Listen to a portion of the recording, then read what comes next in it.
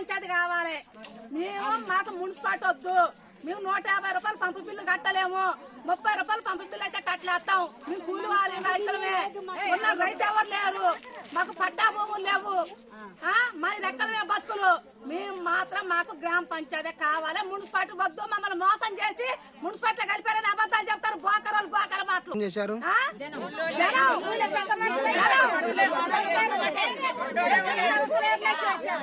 రేట్లు పెరగాలని కలిపి రోడ్ల డబ్బులు వాళ్ళకి మంచిగా మళ్ళీ వచ్చినాయి. మాకు ఏం లేదు.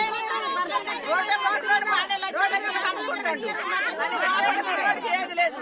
ఎవరికో కొంతమంది పట్టాలైనాయి. రైతు బంధువులు వస్తున్నాయి, అన్ని వస్తున్నాయి. మాకు ఏది లేదు, ఎక్కడ లేదు.